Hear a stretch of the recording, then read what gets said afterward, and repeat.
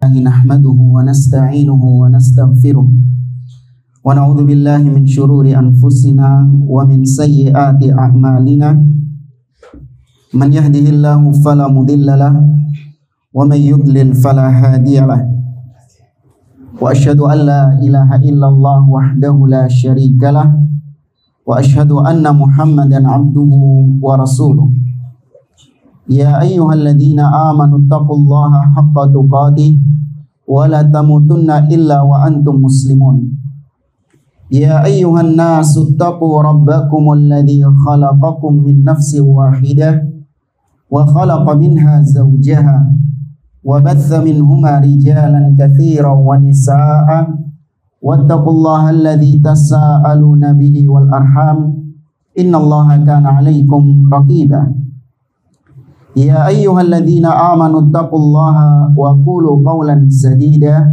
يصلح لكم أعمالكم ويغفر لكم ذنوبكم ومن يطع الله ورسوله فقد فاز فوزا عظيما أما بعد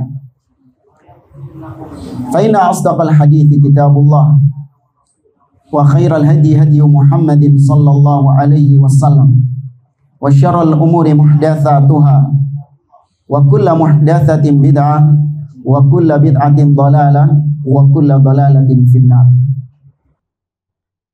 Ma'asyiral muslimin, ikhwani fillah wa akhwati, para hadirin dan hadirat rahimani wa rahimakumullah. Alhamdulillah, segala puji bagi Allah Subhanahu wa taala yang karena limpahan nikmat dan taufiknya kita dipertemukan kembali oleh Allah di majelis yang mulia ini untuk melanjutkan kembali pembahasan kitab Sifatus Shalah yang ditulis oleh Syekh Muhammad bin Shalih Al-Utsaimin rahimahullahu ta'ala. Kita pada pertemuan pagi hari ini masuk ke Al-Faslus Sadis, pasal yang ke-6, judulnya Hukmu Tarikis Shalah, hukum orang yang meninggalkan sholat.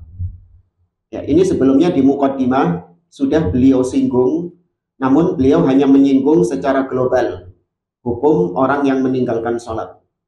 Nah, di bab ini beliau lebih memperinci tentang hukum orang yang meninggalkan sholat, baik dengan sengaja atau dengan keyakinan tidak wajibnya sholat. Bagaimana hukumnya? Ini insya Allah akan dipaparkan oleh beliau di pertemuan pagi hari ini, insya Allah ta'ala. Langsung saja kita baca di sini. Kata beliau, tarkus sholati yang qasimu ila qismain. Meninggalkan sholat itu terbagi menjadi dua hukumnya. Ahaduhuma, yang pertama, an yakuna ma'ajahdi wujubiha.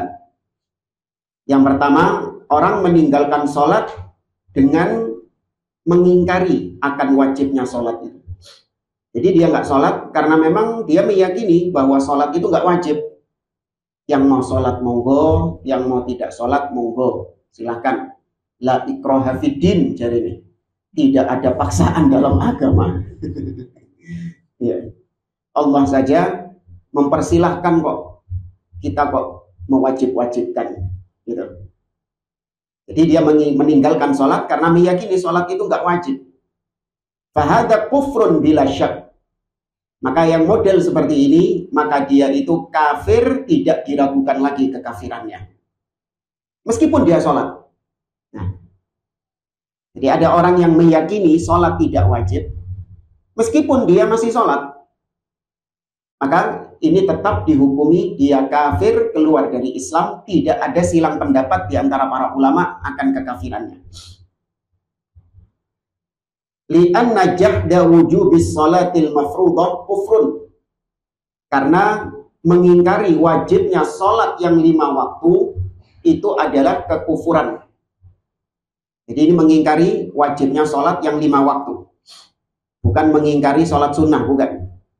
Ya, tapi mengingkari kewajiban sholat yang 5 waktu.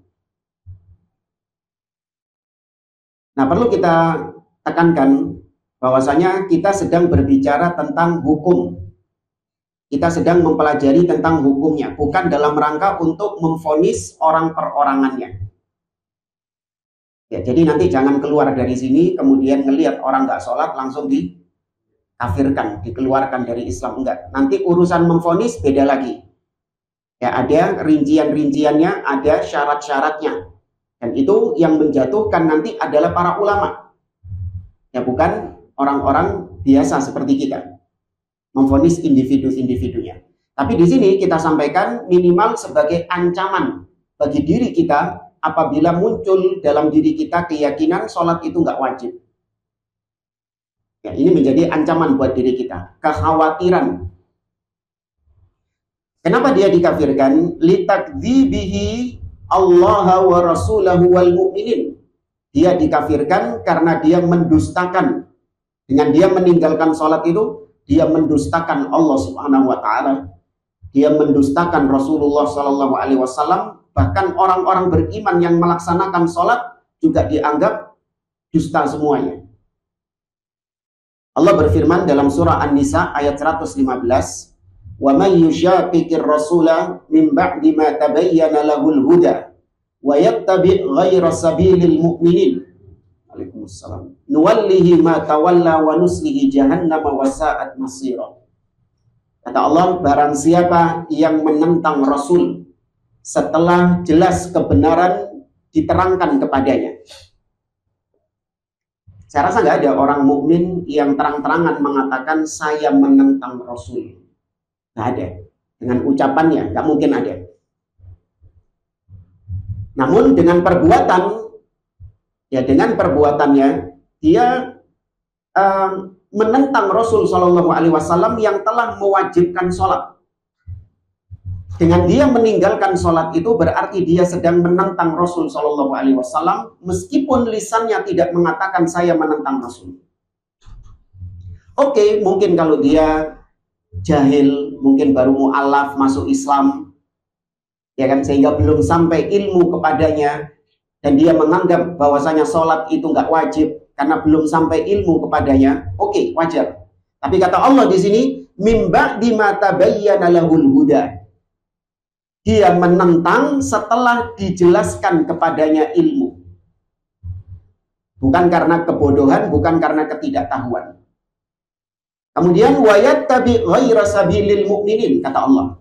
Dan dia mengikuti jalan lain selain jalannya orang-orang mukminin, orang-orang beriman. Maka kata Allah, nuwallihi ma tawalla.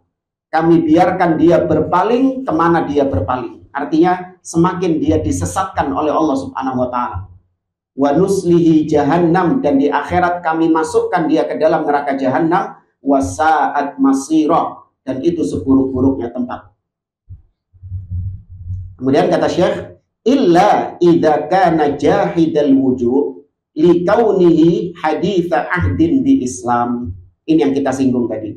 Kecuali orang yang mengingkari wajibnya sholat itu, dia itu mengingkari karena belum sampai ilmu kepadanya, disebabkan dia baru anget-anget masuk Islam. Nah, maka kalau kayak gini dikasih udzur enggak? Kasih udzur, baru masuk Islam, nggak paham hukumnya. Dia mengingkari wajibnya khomer misalnya. Dia menganggap khomer itu halal. Siapa yang ngomong kayak gitu? Siapa yang meyakini kayak gitu? Itu fulan itu. Oh fulan, kait wingi mlebu Islam. Ya wajar. Ya belum sampai ilmu kepadanya. Fayumkin an yakuna jahilan bil hukmi. Maka bisa jadi orang demikian karena ketidaktahuan akan hukum wajibnya sholat tadi. Fala yakfur. Maka dia nggak boleh dikafirkan. Ketika ada orang mu'alaf kait mlebu Islam dan dia menganggap bahwasanya sholat itu gak wajib karena ketidaktahuannya, jangan langsung dikafirkan. Ngamuk wong iki. Mas, kait mlebu Islam kok ditokno maneh. Saya kait di login iki wis ditokno maneh. Bingung deh. Fala yakfur hatta yubayyan lahul amr, sehingga dijelaskan kepadanya bahwasanya apa yang kau yakini sholat itu nggak wajib itu keliru.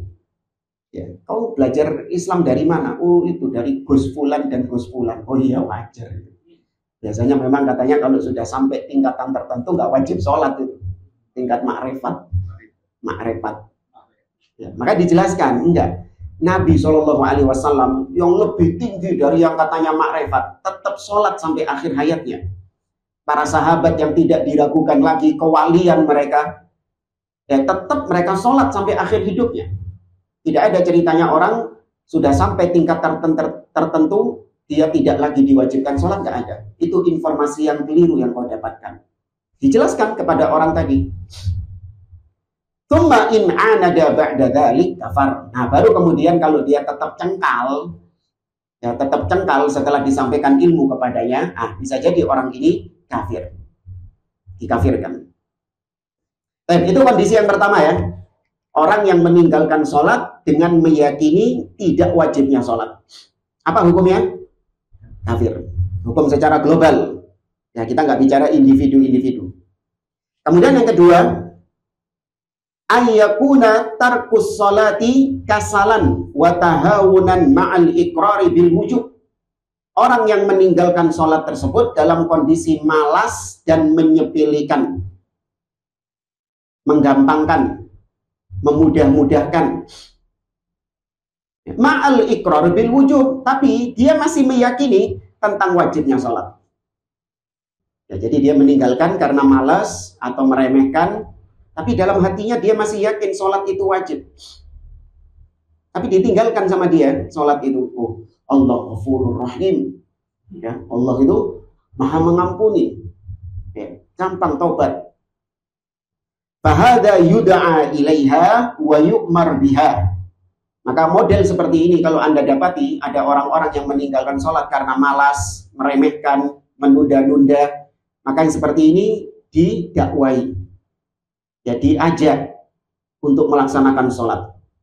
Ya, fa'in sholla fadha. Kalau dia mau melaksanakan sholat, maka alhamdulillah. Namun wa in istamarra ala tarkiha faqad ikhtalafal ulama'u fihi. Tapi kalau dia masih tetap setelah diajak, didakwai, dijelaskan, ya dia tetap meninggalkan sholat karena malas itu tadi, maka para ulama berbeda pendapat tentang status orang ini. Ya, para ulama berselisih tentang status orang ini. Kalau yang pertama tadi, nggak ada perselisihan di antara para ulama. Sepakat, yang meninggalkan sholat karena mengingkari wajibnya sholat, kafir. Nah, yang kedua ini, yang para ulama berselisih. Faminhum man qala. Di antara mereka, para ulama, ada yang berpendapat, innahu yakfur, tetap kafir. Meskipun dia meninggalkan sholat karena malas. Dan ini, pendapat yang pertama ini, yang dipegang oleh penulis di sini. Beliau condong kepada pendapat yang pertama, bahwasanya orang yang meninggalkan sholat meskipun malas, meskipun meremehkan, ya, dan dia masih meyakini wajibnya sholat, tetap kafir. Wa yuqtal kafiran, dan dia dibunuh sebagai orang kafir. Kok ngeri, Ustaz? Gak sholat dipateni. Dan ini hukum syar'i, dan setiap hukum syar'i yang berkaitan dengan hudud, maka itu dikembalikan kepada siapa? Waliul amr, bukan kepada individu-individu. Ya, dalam hukum syar'i, ketika ulil amri memiliki tindakan atau punya kuasa untuk menghukum orang-orang yang meninggalkan sholat, maka itu hak. Ya, itu benar. Tapi kalau ulil amri tidak melaksanakan hukum tersebut, maka nggak boleh diambil alih sama rakyat. Ya, misalnya perumahan warga muslim, perumahan Citra Harmoni ini sweeping orang yang nggak sholat. Kenapa? Karena ulil amri tidak menegakkan hukuman ini. Nggak boleh. Ya, nggak boleh. Itu wewenang ulil amri. Nah, pendapat yang pertama, bahwasanya dia kafir dan boleh bagi penguasa untuk membunuhnya sebagai orang kafir. Karena ada orang yang dibunuh oleh pemimpin, dihukum oleh pemimpin dengan dibunuh, tapi statusnya masih mukmin dia. Apa contohnya? Pezina, dirajam sampai mati. Tapi statusnya tetap apa dia? Muslim. Ya, kemudian membunuh pembunuh. Ya, membunuh pembunuh. Jadi pembunuh dihukum kisos oleh pemimpin. Nah, ini apakah dia dibunuh karena kekafirannya? Tidak, dia dibunuh karena dosanya. Tapi statusnya dia masih tetap muslim. Nah, pendapat pertama mengatakan kalaupun dia dibunuh sama penguasa, maka dia dianggap penguasa membunuh orang kafir yang meninggalkan sholat. Wala yusalla alaihi. Efek daripada itu, dia nggak boleh disolatkan. Wala yudfan ma'al muslimin. Dan dia tidak boleh dikuburkan bersama kaum muslimin. Di pekuburan-pekuburan kaum muslimin. Ya, ini sekali lagi kalau misalnya penguasa sudah memvonis orang tersebut kafir karena meninggalkan sholat, kemudian dia dikisos karena kekafirannya itu, maka wajib bagi kaum muslimin mendengar dan taat kepada pemimpin, mengikuti hukuman yang telah divoniskan oleh pemimpin itu kepada fulan tadi. Ya, tapi kalau tidak ada vonis dari hakim bahwasanya orang ini kafir karena meninggalkan sholat, maka kita tetap menganggap dia sebagai seorang muslim. Jadi kalau ditanya, Ustadz, tetangga saya orang yang meninggalkan sholat, kemudian dia mati, boleh nggak kita sholatkan? Hah?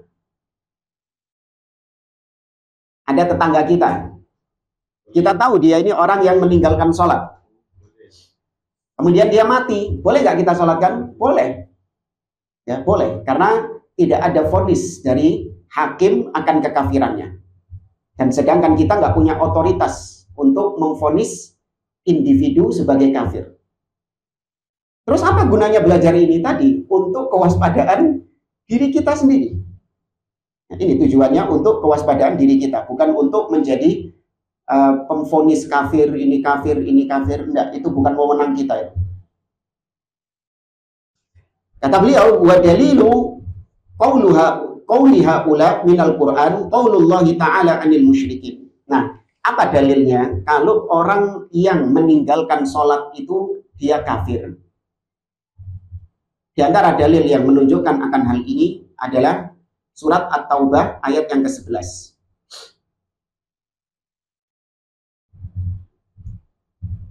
Ya, surat At-Taubah ayat yang ke-11. Yang punya mushaf mungkin bisa dilihat, karena di sini Allah mempersyaratkan bahwasanya seorang muslim, seorang mukmin, ya dia dikatakan sebagai saudara seiman, saudara seislam apabila terpenuhi syarat-syarat yang telah Allah sebutkan dalam ayat ini. Kalau hilang salah satunya, maka berarti dia bukan saudara kita semukmin, saudara kita seislam. Surat At-Taubah ayat yang ke-11 Allah mengatakan di tengah-tengah ayatnya, fa in tabu wa aqamus salata wa atawuz zakata fa ikhwanukum fid din wa nufassilul ayati liqaumin ya'lamun. Kata Allah, apabila mereka bertaubat, kemudian wa aqamus shalah, mereka menegakkan salat, wa atawuz zakah, dan menunaikan zakat, fa ikhwanukum fiddin, maka mereka adalah saudara kalian di dalam agama Islam. Sampai ayatnya ya. Apabila mereka bertaubat, menegakkan salat, menunaikan zakat, baru mereka dikatakan sebagai saudara kalian. Yakni ada orang musyrik, apabila dia bertobat dari kesyirikannya, dari kekafirannya, kemudian dia menegakkan sholat dan menunaikan zakat, apabila terpenuhi ini, barulah mereka adalah saudara kalian. Ikhwanukum fiddin. Saudara bukan dalam saudara satu bapak, bukan. Fiddin. Saudara di dalam agama. Nah, kata Syekh, fa'indanal an jumlatun syar'iyyah. Dalam bahasa Arab, kalimat seperti ini dikatakan sebagai kalimat syarat. Yaitu kalimat yang mempersyaratkan sesuatu. Asyartu fiha min thalathati umur. Di sini Allah mempersyaratkan 3 syarat. Wa kanal jawabu amran wahidan. Sedangkan jawaban dari syarat tersebut hanya satu saja. Ya, jadi 3 syarat untuk satu tujuan. Fasyartul awal, syarat yang pertama kata Allah, fa in tabu, kalau mereka bertaubat. Ini syarat yang pertama. Syarat yang kedua, wa aqamus shalah, dan dia menegakkan salat. Wa tsalits, yang ketiga, wa atawuz zakah, dan dia menunaikan zakat. Kullu hadza syarat. Ammal jawab fa ikhwanukum fid din wa huwa wahid. 3 tadi adalah syarat, sedangkan jawaban dari syarat tersebut hanya satu saja, yaitu fa ikhwanukum fiddin. Kalau 3 syarat ini terpenuhi, berarti mereka saudara kalian di dalam agama Islam.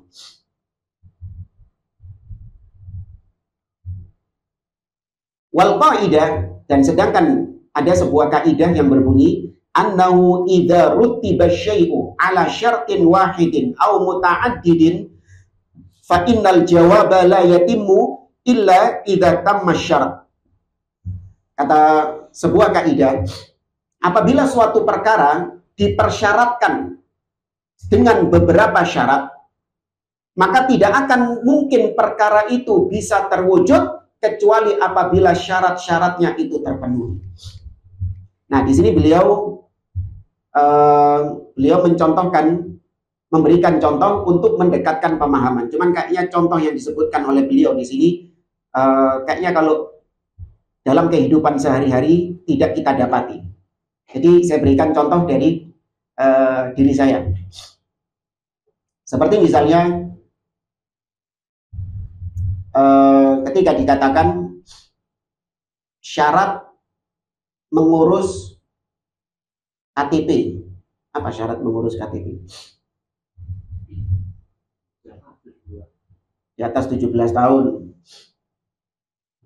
Ada KK. Surat pengantar. Ya, yang semisal dengan itu. Dipersyaratkan. Semua syarat-syarat itu untuk satu tujuan. Apa? KTP. Nah, ketika hilang satu syaratnya, maka tidak akan mungkin muncul KTP ini tadi.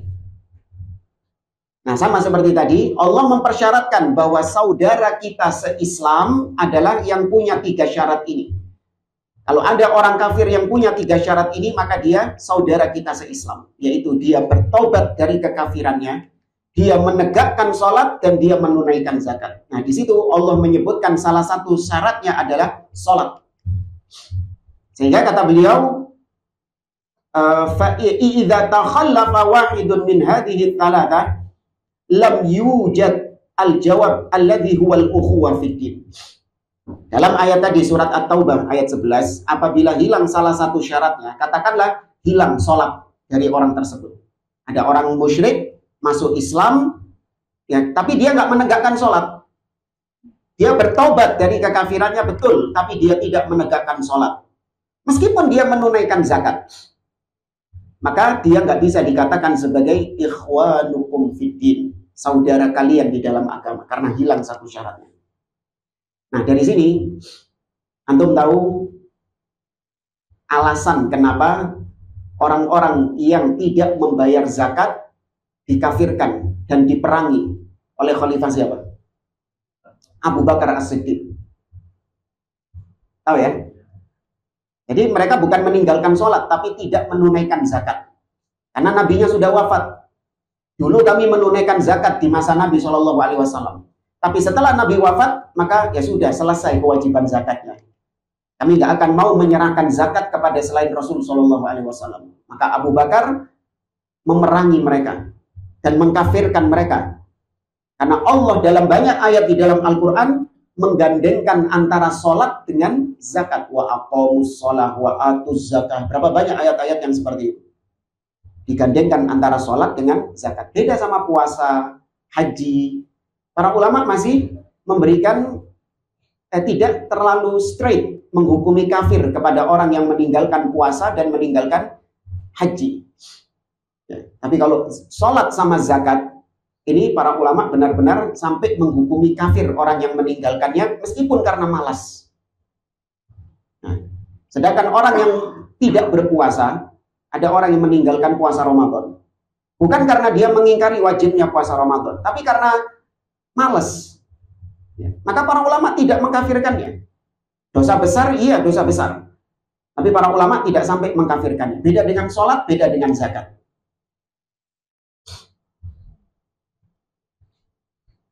Fil ayatil karimah intabu wa aqamus salata wa atawuz zakata istahaqqu an yakunu ikhwatan lana. Dalam ayat yang mulia tadi, Allah menyebutkan apabila mereka bertaubat, melaksanakan sholat, menunaikan zakat, maka mereka berhak untuk menyandang gelar sebagai saudara kita. Fa illam yaqumu bihadhihi al-awsaf ats-tsalatsa lam yastahiqu an yakunu ikhwatan lana fid din. Namun kalau mereka tidak menegakkan salah satu dari tiga hal tadi, taubat, salat, zakat, maka mereka tidak berhak menyandang gelar sebagai saudara kita di dalam Islam. Wala tantafil ukhuwah fid din illa bil kufri sharih. Dan tidaklah ukhuwah, persaudaraan itu ternafikan, tertolak, kecuali pasti gara-gara kekufuran yang nyata. Kita nggak akan mungkin mengatakan kepada seorang muslim bahwasanya kau bukan saudaraku seiman. Kita nggak akan mungkin mengatakan seperti itu, kecuali apabila dia benar-benar melakukan kekufuran yang sangat nyata. Nah, di sini Allah Subhanahu wa taala meniadakan orang yang meninggalkan sholat, meninggalkan zakat, tidak bertaubat. Allah tiadakan persaudaraan kepada kita. Jadi mereka tidak dianggap saudara seiman. Berarti pasti perbuatan meninggalkan sholat itu kufur. Perbuatan kufur. Li'annal insan mahma asa fahuwa akhu. Kata beliau, karena seorang muslim, seorang manusia, bagaimanapun kemaksiatan yang dia lakukan, tetap dia ada sisi dia itu saudaramu. Ada pezina, peminum khamr, pemakan riba, pembunuh, pendusta, apalagi bahkan ahli bid'ah sekalipun, selama bid'ahnya tidak sampai kufur, ya tetap dia ini adalah bagaimanapun juga muslim, dan dia adalah saudara kita yang berhak untuk mendapatkan doa kita, yang boleh untuk kita kalau dia mati kita sholatkan, boleh untuk kita antarkan jenazahnya dan lain sebagainya dari hak-hak muslim. Ya, kalau salam kita jawab, kalau sakit kita jenguk. Ya, bagaimanapun kemaksiatan dia, bagaimanapun kebid'ahan dia, kecuali selama bukan bid'ah yang kekufuran, tetap dia adalah saudara. Walau zana wa saraqa wa syaribal khamr wa qatalan nafs fahuwa akhu. Meskipun dia berzina, meskipun dia mencuri, tuh yang lebih parah lagi, koruptor. Seorang muslim korupsi, dosa, iya dosa. Tapi statusnya dia sebagai seorang muslim tetap menjadikan dia saudara kita.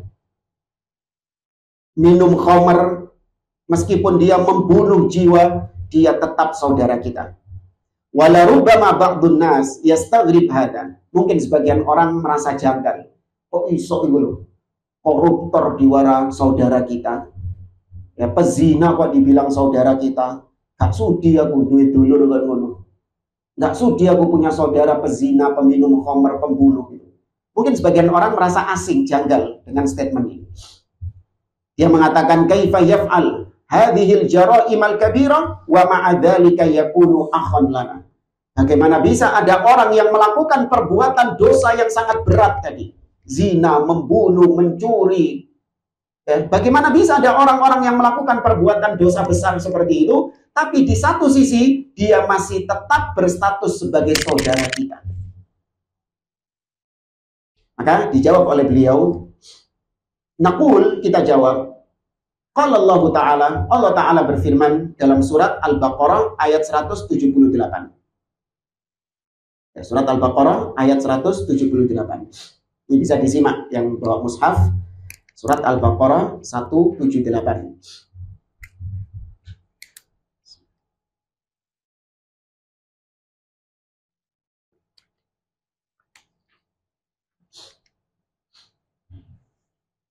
Yang enggak bawa mushaf, oh bukan terjemah itu ya. Ada yang terjemah itu ya. Monggo kalau ada yang mau pakai mushafnya. Mungkin yang enggak bawa HP. Ada.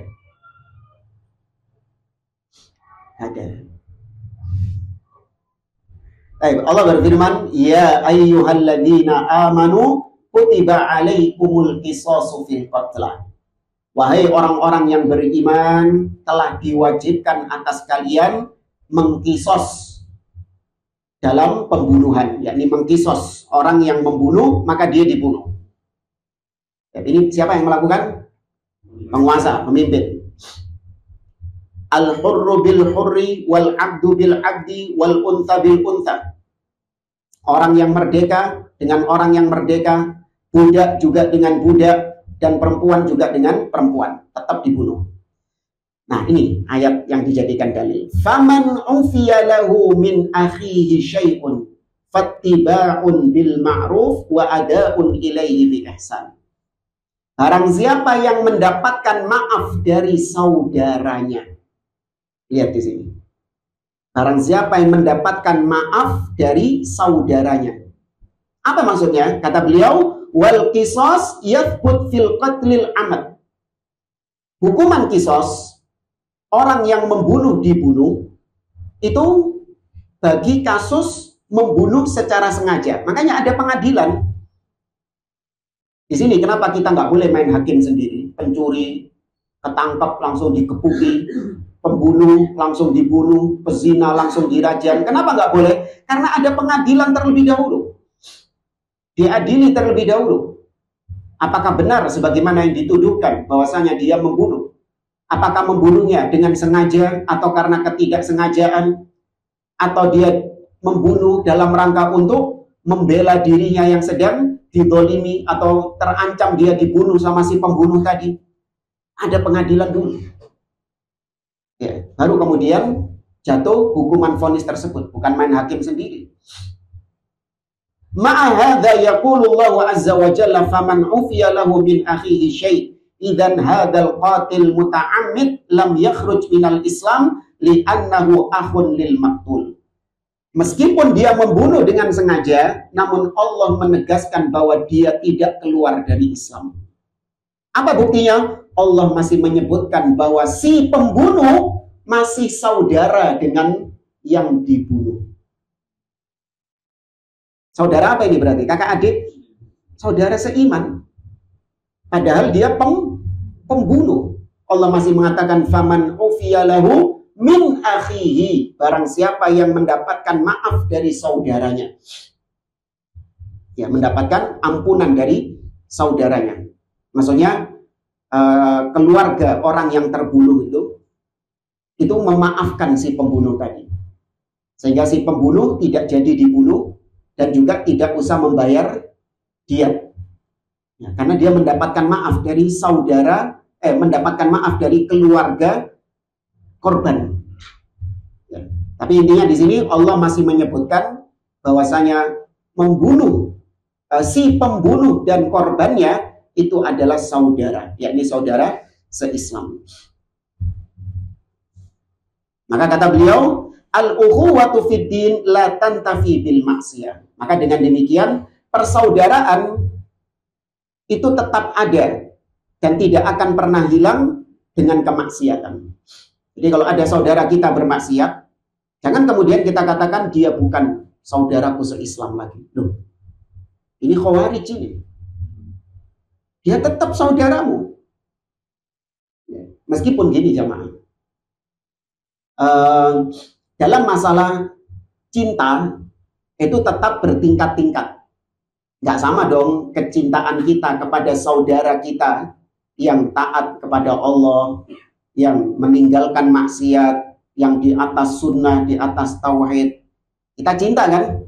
Ya, beda dengan kecintaan kita kepada seorang muslim, saudara kita juga, yang dia bermaksiat kepada Allah. Sama nggak cintanya? Beda. Kadar cintanya berbeda. Ya, sebagaimana kita punya saudara-saudara kandung, ya, apakah sama cinta kita kepada mereka?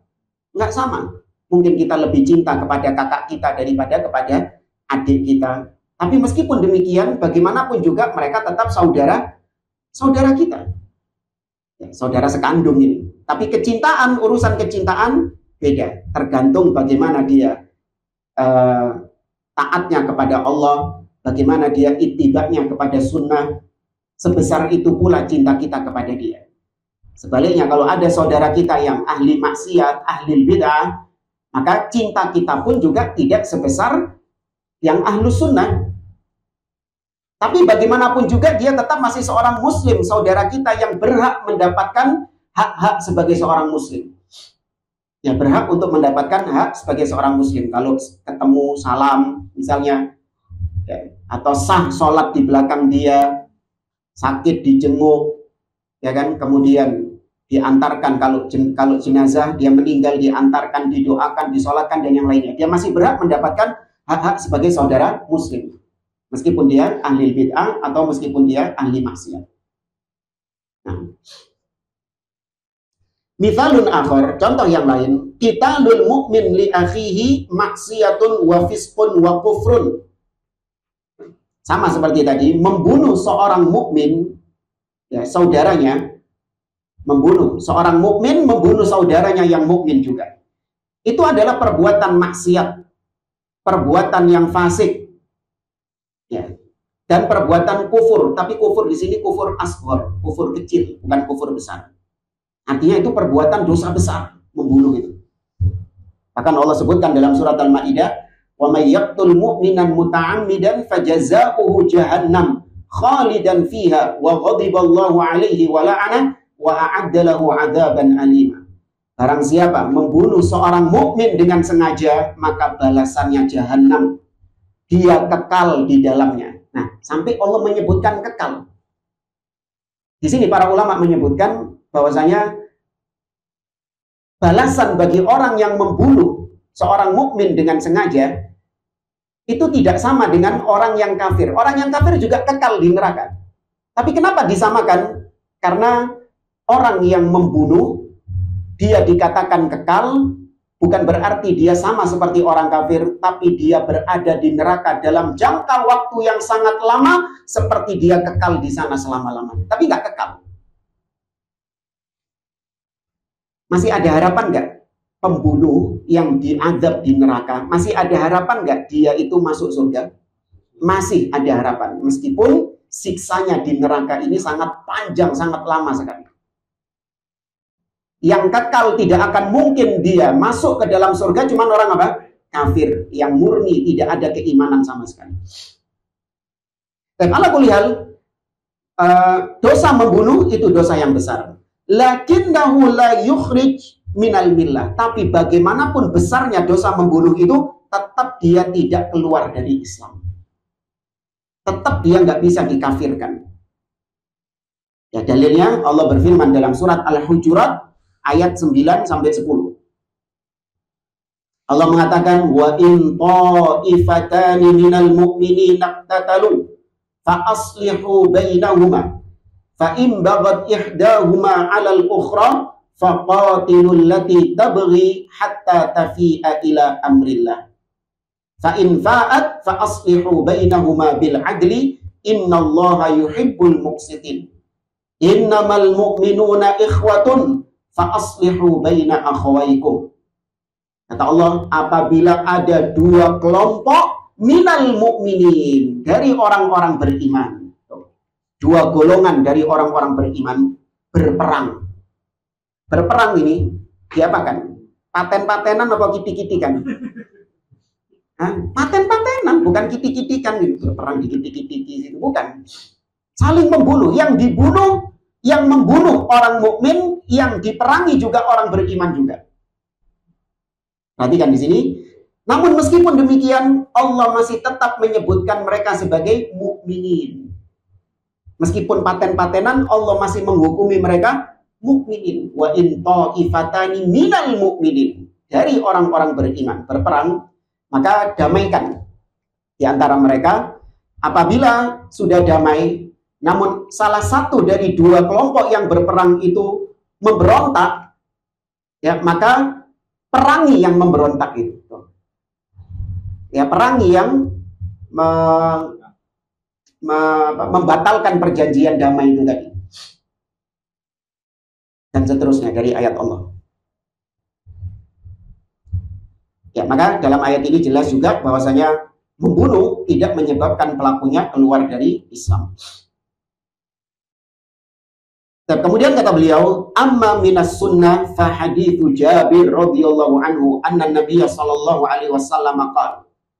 Adapun kalau dari hadis dalil yang menunjukkan bahwa orang yang meninggalkan sholat itu kafir adalah sabda Nabi dari hadis Jabir bin Abdullah radhiyallahu anhu, bahwasanya Rasulullah Shallallahu alaihi wasallam bersabda, "Inna bainar rajuli wa bainasyirki wal kufri tarkas shalah."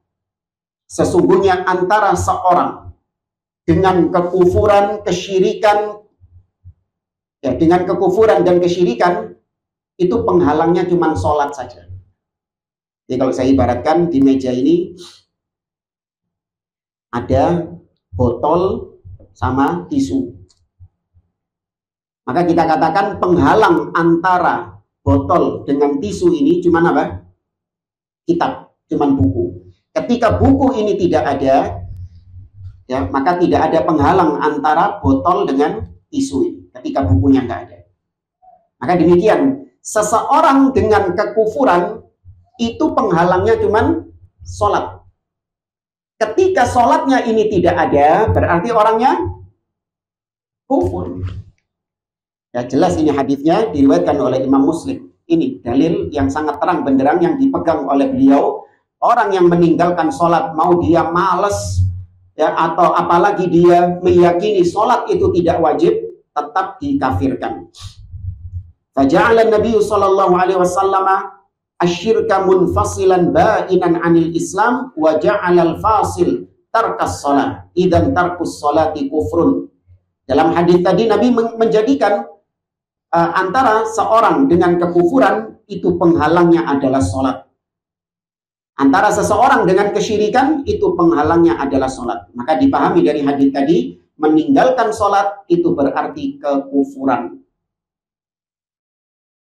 Kemudian dalam hadis Buraidah ibnul Husayb radhiyallahu anhu yang diriwayatkan oleh ashabus sunan, baik sunan At-Tirmidzi, Abu Dawud ataupun An-Nasa'i, Nabi SAW bersabda, "Al-ahdu alladhi bainana wa bainahum as-shalah. Faman tarakaha faqad kafar." Perjanjian antara kita dengan mereka yaitu sholat. Ya, perjanjian pembeda antara kita dengan orang kafir adalah sholat. Maka barang siapa yang meninggalkannya, dia telah kafir. Ini juga sangat terang benderang tentang kafirnya orang yang meninggalkan sholat. Kemudian dalam hadis yang lain dari riwayat Imam Muslim dalam sahihnya, bahwasanya Nabi SAW menyebutkan tentang pemimpin yang buruk. Ya, Nabi menyebutkan tentang pemimpin yang buruk. Khiyaru a'immatikum alladzina yusalluna alaikum wa yusalluna alaihim wa tusalluna alaihim. Pemimpin yang sebaik-baik pemimpin di tengah-tengah kalian adalah mereka yang mendoakan kalian dan kalian mendoakan mereka. Wa syiraru a'immatikum alladzina tubghidunahum wa yubghidunakum wa tal'anunahum wa yal'anunakum. Seburuk-buruknya pemimpin di tengah kalian adalah pemimpin yang kalian benci dan dia membenci kalian. Kalian melaknat dia dan dia pun melaknat kalian. Maka salah seorang sahabat bertanya kepada Nabi SAW, "Ya Rasulullah, afala nunabiduhum bisayf?" Wahai Rasulullah, apakah ketika kita mendapati pemimpin yang jelek seperti itu, boleh kita angkat pedang kita dan membunuh mereka, membunuh pemimpin tersebut? Apa kata Nabi? La ma aqamu fikum as-shalah. Jangan sepanjang mereka masih menegakkan sholat. Berarti di situ Nabi mempersyaratkan bahwasanya selama pemimpin itu masih muslim, boleh nggak dilengserkan? Nggak boleh.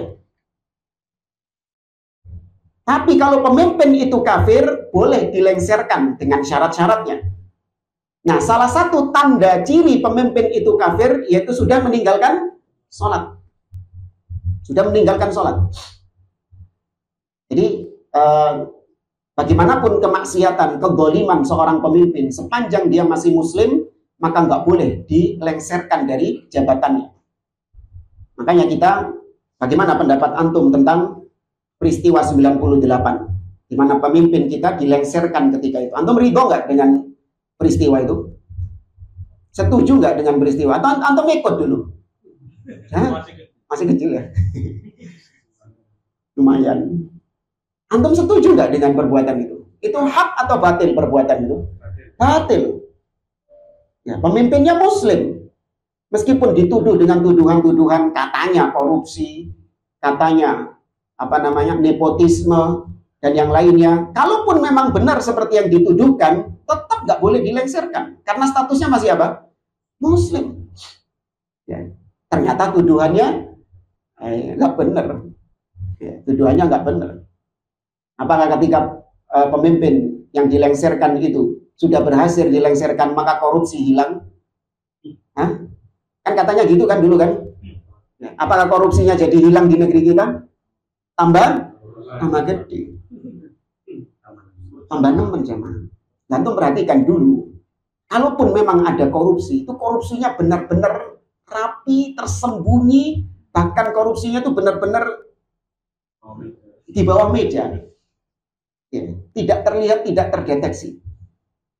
Setelah itu, sak meja-mejanya dikorupsi jamaah. Sak meja-mejanya dikorupsi, bukan di bawah meja lagi. Sak meja-meja dikorupsi bisa. Maka nggak akan mendatangkan kebaikan dengan melengsarkan pemimpin, mengganti dengan pemimpin yang lain. Bukan malah mendatangkan kebaikan, justru semakin mendatangkan keburukan. Dan itu yang dirasakan pasca reformasi. Makanya saya kalau ngelihat truk-truk di belakangnya ada gambar Pak Presiden, nah, itu sahih itu. Ya, sahih itu. Iya, kabarin. Isi penak zaman itu tahu. Ya. Mau tak kasih tulisan lagi di bawahnya. Naam. Ya, sahih. Benar. Ya. Karena itu dampak buruk dari tidak mengikuti sunnah. Dan kembali kepada pembahasan tadi, Nabi menjadikan meninggalkan sholat sebagai ciri bahwa pemimpin tersebut kafir dan boleh dilengsarkan. Tapi dengan syarat-syarat.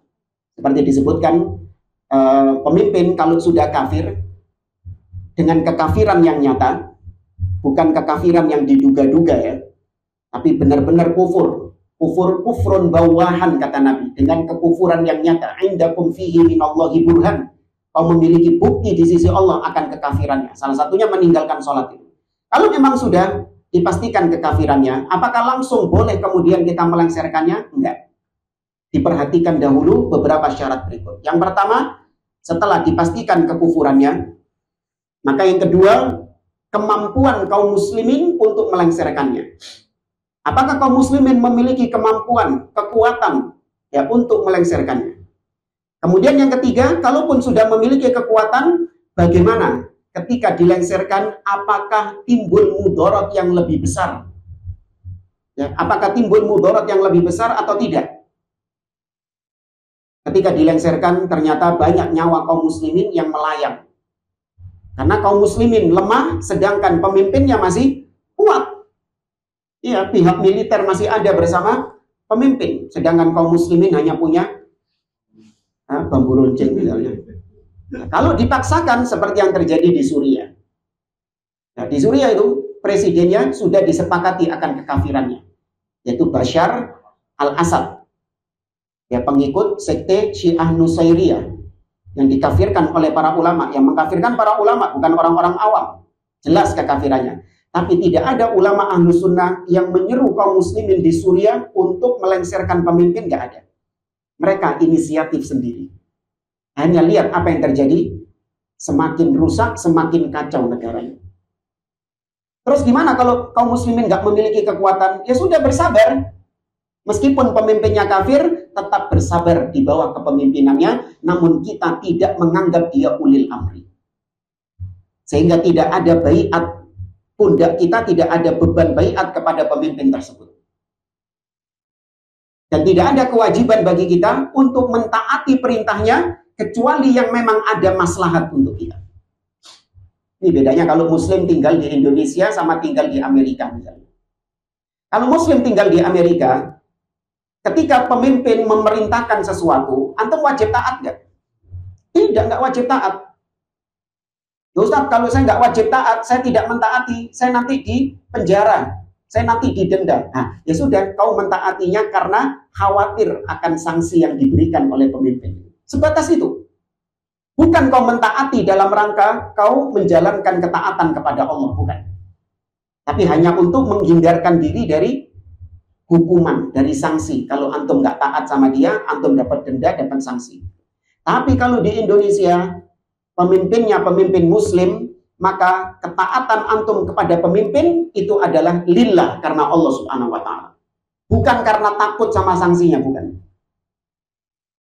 Jadi kalau di Amerika, antum di perempatan, lihat lampu merah, ya kan? Gak ada polisi, boleh antum terabas? Hah? Ya bahaya memang gitu. Tapi kalaupun antum terabas terobos, ya, antum langgar aturan pemimpin itu, antum nggak mendapatkan dosa, nggak mendapatkan dosa. Antum melanggar perintah pemimpin di situ, antum tidak mendapatkan dosa. Tapi ketika di Indonesia, pemimpin memerintahkan kita untuk taat rambu-rambu lalu lintas. Kemudian antum ketika itu melanggar rambu lalu lintas, maka di situ antum bukan hanya bermaksiat kepada pemimpin, antum bermaksiat kepada Allah. Karena Allah mengatakan dalam surat An-Nisa, ya ayyuhalladzina amanu athi'ullaha wa athi'ur rasul wa ulil amri minkum. Wahai orang-orang yang beriman, taatilah Allah dan Rasul dan pemimpin di antara kalian. Jadi Ahlus Sunnah itu ada polisi, nggak ada polisi. Kalau ada lampu merah, mandek apa enggak? Sepi ataupun rame tetap mandek. Karena dia menganggap ketaatan saya kepada pemimpin itu adalah ketaatan kepada Allah Subhanahu wa ta'ala. Bukan karena takut sama tilang, bukan. Kalau di Amerika iya mungkin. Kita taat sama pemimpin karena takut denda, takut tilang. Nggak ada denda, nggak urusan. Nggak ada ketaatan kita kepada pemimpin kafir. Baik, kemudian dalil berikutnya, Nabi bersabda, Rasul amril Islam wa amuduhus sholah wa dhirwatu sanamihi al-jihad. Nabi mengatakan, pokok dari semua perkara adalah Islam, yaitu tauhid. Jadi pondasinya itu adalah tauhid. Wa amuduhu as-sholah, dan tiangnya itu adalah sholat. Wa dhirwatu sanamihi al-jihad, sedangkan atapnya, ujungnya itu adalah al-jihad. Nah, di sini Nabi mengibaratkan sholat sebagai tiang. Wal amud idza zala saqatal bina. Namanya tiang kalau dicopot, kalau dihilangkan, apa yang terjadi dengan bangunannya? Ambrol, hilang. Yang hilang. Maka ibarat permisalan yang sangat bagus dari Nabi untuk menggambarkan betapa sholat ketika ditinggalkan oleh seseorang seperti bangunan yang roboh, berarti Islamnya roboh, orangnya kafir. Qala Umar ibn Khattab radhiyallahu anhu. Umar ibn Khattab mengatakan, la hawwa fil islami liman tarakas sholat. Tidak ada bagian di dalam Islam bagi siapa saja yang meninggalkan sholat. Ya, di situ Umar menafikan orang yang meninggalkan sholat, dinafikan dari bagian kaum muslimin. Berarti dia kafir. Wa qala Abdullah ibnu Syaqiq rahimahullah wa huwa min khiyarit tabi'in. Seorang tabi'in yang bernama Abdullah bin Syaqiq rahimahullah pernah berkata, kana ashabu Rasulillah sallallahu alaihi wasallam la yarawna syai'an minal a'mal tarkuhu kufrun ghairas shalah. Kata beliau, dahulu para sahabat Nabi Shallallahu Alaihi Wasallam tidak pernah memandang ada suatu amalan yang apabila ditinggalkan maka menjadi kafir selain sholat.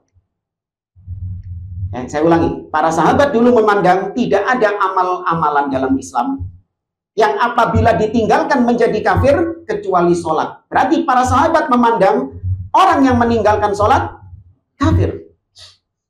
Sedangkan amalan-amalan yang lain kalau ditinggalkan, para sahabat tidak memandangnya sebagai kekufuran, tapi memandangnya sebagai kemaksiatan. Ini kata seorang tabi'in yang bernama Abdullah ibnu Syaqiq. Wa hadha yakunu kal ijma' minas sahaba ala anna tarikis shalah yakfur. Nah, ucapan Abdullah bin Syaqiq tadi itu posisinya seperti ijma' dari sahabat, kesepakatan para sahabat. Kan di sini beliau menyebutkan para sahabat memandang, berarti keseluruhan sahabat.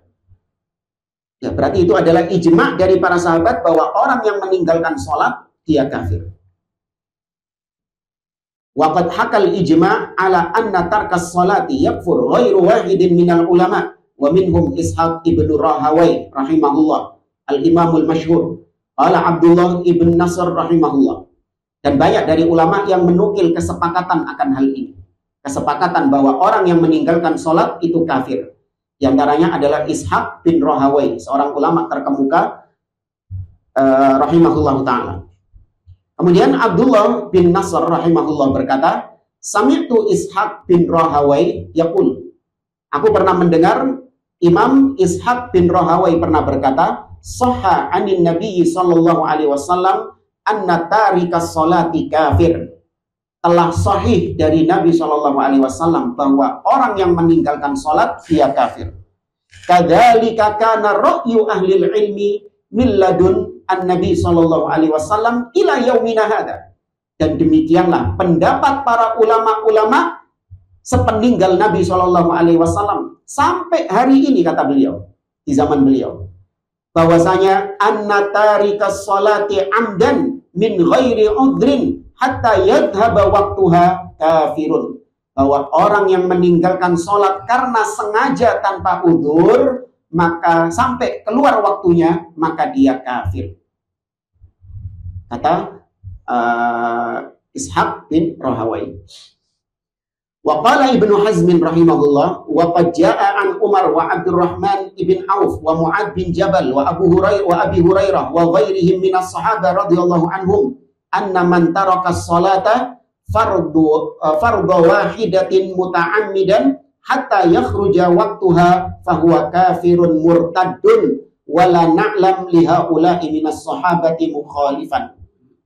Diriwayatkan tadi dari Abdurrahman bin Auf, dari Mu'ad bin Jabal, Abu Hurairah, dan yang lainnya dari para sahabat-sahabat, bahwa mereka mengatakan barang siapa yang meninggalkan satu saja sholat fardu, satu bukan 5, satu saja dia meninggalkan sholat fardu dengan sengaja sehingga keluar dari batas waktunya, maka dia kafir murtad.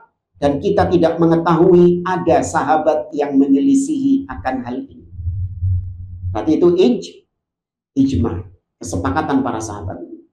Makanya tadi kita katakan beliau ini lebih condong kepada pendapat tentang kafirnya orang yang meninggalkan sholat meskipun karena malas. Tetap dikafirkan.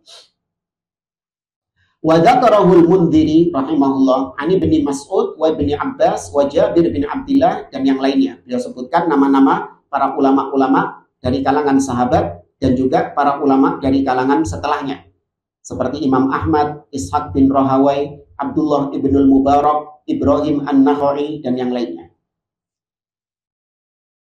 Al-Imam Ibnul Qayyim al-Jauziyah menyebutkan annahu yastahilu fil adati wat tabi'ah an yakuna ar-rajulu musaddiqan tasdiqan jaziman anna Allah farada alaihi kulla yawmin wa lailatin 5 salawat wa annahu yu'aqibuhu ala tarkiha ashaddal iqab wa huwa ma'a dhalik musirrun ala tarkiha hadha minal mustahil qat'an.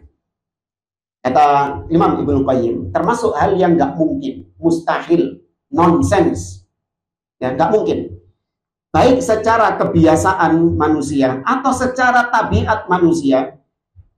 Mungkin nggak ada orang yang membenarkan, meyakini sholat itu wajib. Dia yakin sholat itu wajib, bahwa Allah mewajibkan sholat 5 waktu sehari semalam. Dia yakin itu dalam hatinya. Dan dia yakin yang meninggalkan sholat akan mendapatkan hukuman sanksi yang berat dari Allah Subhanahu wa Ta'ala. Mungkin nggak orang yang yakin seperti ini lantas dia meninggalkan sholat? Nah, mungkin dong. Kalau dia tahu bahwasanya sholat itu diwajibkan, yang meninggalkannya akan mendapatkan hukuman, maka nggak mungkin dia terus-terusan meninggalkan sholat tersebut. Mungkin sekali waktu, ya bisa jadi dia meninggalkan sholat karena imannya lagi drop. Tapi kalau dia terus-terusan, maka berarti nggak mungkin terjadi seperti itu pada diri seorang mukmin yang meyakini wajibnya sholat. Maka ada indikasi bahwasanya dia meninggalkan sholat karena keyakinannya sholat itu nggak wajib sudah. Seperti misalnya kalau kehidupan kita sehari-hari, mungkin nggak ada orang yang meyakini bahwa makan makanan yang manis-manis atau minuman yang manis-manis, dia tahu dan dia meyakini bahwa makanan-makanan seperti itu bisa menyebabkan penyakit diabetes misalnya, penyakit gula. Dia tahu akan hal itu. Dan dia yakini akan hal tersebut. Mungkin nggak orang itu terus-terusan makan yang manis-manis dan minum yang manis-manis? Nggak mungkin. Kalau kita dapati dia makan yang manis-manis dan minum yang manis-manis tanpa batas, maka bisa dipastikan bahwasanya dia nggak yakin gula itu bisa menyebabkan penyakit. Keyakinannya dia hoax itu. Ya itu hoax itu. Orang bilang makanan manis, minuman manis isok gaya diabetes, itu hoax itu. Pasti keyakinannya gitu. Makanya dia wani ngombe gula, minum gula terus-terusan kayak gitu. Ya, itu karena dia tidak yakin. Adapun orang yang yakin dan dia tahu bahayanya, maka dia akan tinggalkan. Dia nggak akan mau minum-minum yang manis-manis, makan yang manis-manis, kecuali hanya sekedarnya saja. Ya. Makanya ilmu itu bisa menyebabkan perilaku seseorang berubah. Kita Pak dulu Pak, nggak pernah tahu waktu kita kecil itu, kalau manis-manis, makanan dan minuman yang manis-manis itu bisa menyebabkan penyakit yang serius seperti itu, kita dulu nggak tahu. Ya kan, kita paling ketika kecil gitu sukanya yang apa? Sing legi-legi, tanpa ada beban kita menikmati hal itu. Tapi begitu sudah tahu, kita mulai khawatir ini kalau mau makan yang manis-manis. Kenapa? Karena ada ilmu. Ilmu mempengaruhi perilaku kita. Dulu nggak punya ilmu, loss. Tapi ketika ada ilmu, makan minum yang meskipun kita minum, meskipun kita makan yang manis-manis, itu dengan penuh berat, beban gitu. Dengan wedi-wedian, ya kan? Antum ngono gak saya ini? Ini wedi-wedian jamaah. Ya, makanya orang itu malas belajar agama, nggak mau menuntut ilmu karena takut itu tadi. Ya, dia takut maksiat yang selama ini dia lakukan akhirnya jadi nggak nikmat lagi. Iya, karena sudah tahu hukumnya. Karena teman itu kita hadiahi buku Ustadz Yazid rahimahullah tentang hukum musik. Dia seorang pemusik. Saya hadiahi buku itu. Kata dia pedih kata moco. Kenapa takut Bang Majan? Karena dia nggak tahu hukumnya dan dia lebih nyaman ketika dia nggak tahu hukumnya. Daripada saya baca ini, nanti saya tahu hukumnya, main musik sudah nggak nikmat lagi. Dia bilang gitu. Nanti saya main musik itu sudah nggak nikmat lagi. Kenapa? Karena ada beban gitu loh. Dosa gitu ya Allah. Akhirnya malah nggak nikmat gitu. Mending gak weruh. Nah ketika gak weruh kan all out dia itu, all out gitu loh, nikmat, bener-bener nikmat gitu. Ya. Sama kayak kita makan gitulah. Antum gak dikasih tahu kalau gula itu bahaya, antum makannya gimana? Lepo kan? Enak peting kerangan mangani, embo mana nikmat gitu. Tapi ketika dikasih tahu nih makanan bahaya, bisa menyebabkan gagal ginjal atau bisa menyebabkan ini, mangane wis malah gak enak misalnya. Iya, gak nikmat sudah.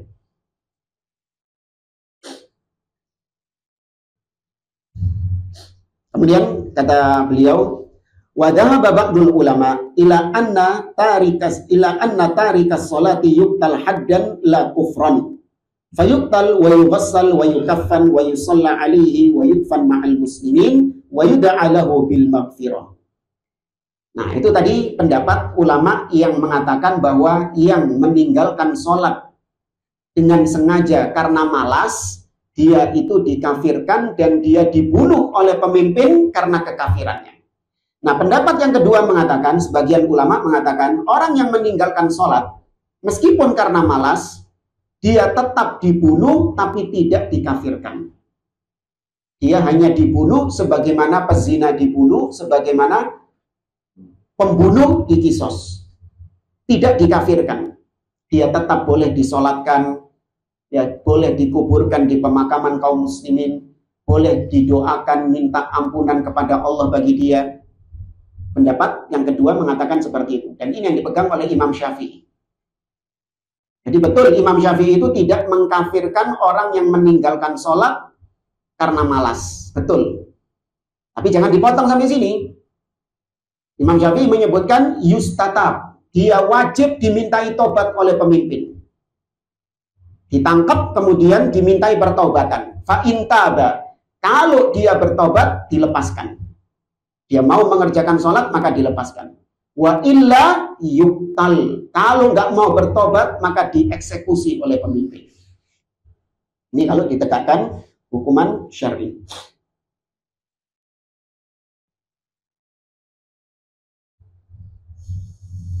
Dalilnya kenapa dia kok tetap dianggap sebagai seorang muslim? Karena dia bersyahadat.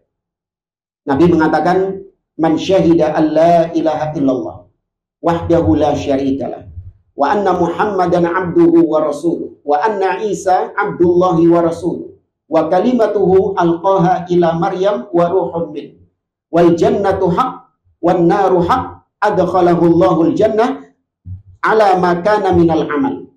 Barang siapa yang bersaksi tidak ada sesembahan selain Allah, dia bersaksi Muhammad adalah hamba dan utusan Allah, dia bersaksi bahwa Isa bin Maryam adalah hamba dan utusan Allah, dan kalimat Allah yang Allah letakkan ke dalam rahim Maryam dan ruhnya dari Allah, dia bersaksi bahwa surga itu hak, neraka itu hak. Maka barang siapa yang bersaksi seperti ini, dia akan masuk surga dengan amalan yang dia kerjakan. Ya, dengan amalan apapun yang dia kerjakan. Maka di sini kata beliau bahwasanya dia tetap masuk surga meskipun dia tidak sholat. Ala kulli hal, dua golongan ulama tadi sama-sama sepakat mujmi'un ala qatli tarikis sholat, untuk mengeksekusi mati orang yang meninggalkan sholat. Meskipun yang satu mengatakan dia dieksekusi karena kekafirannya, yang satu mengatakan dia dieksekusi karena maksiat, ya, bukan karena kekafiran.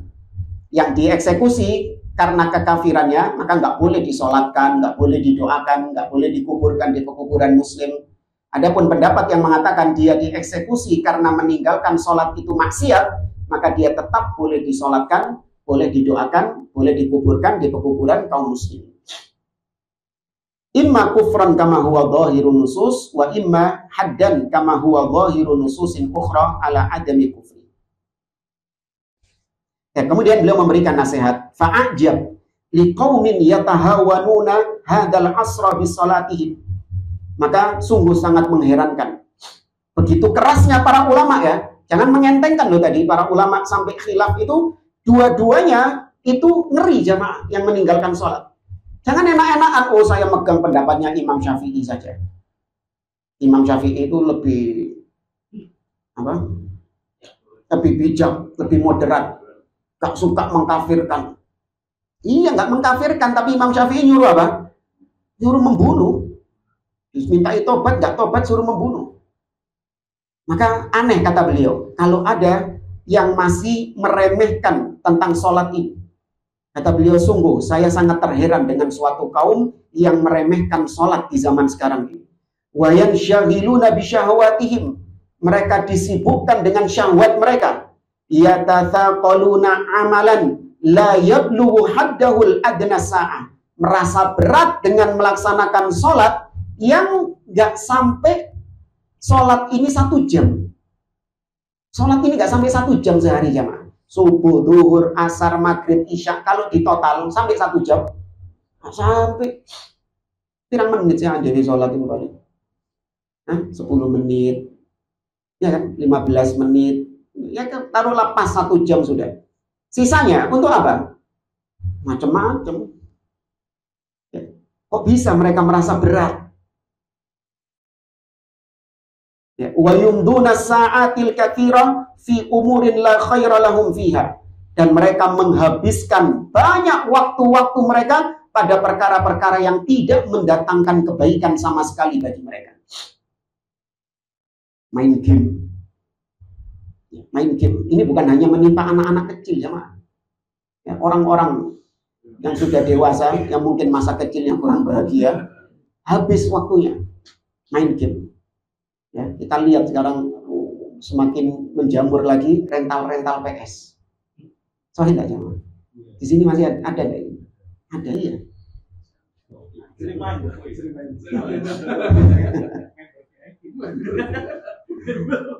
Padahal dulu sudah tenggelam, jemaah.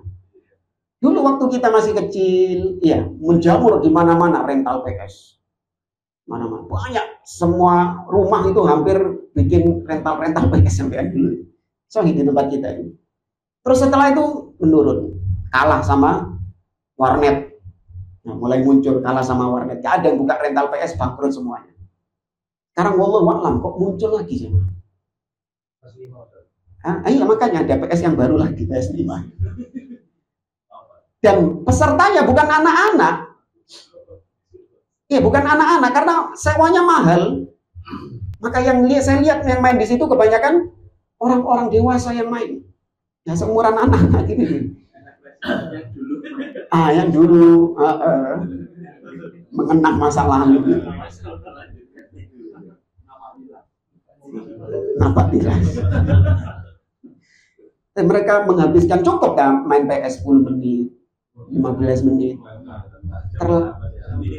Terlalu sedikit.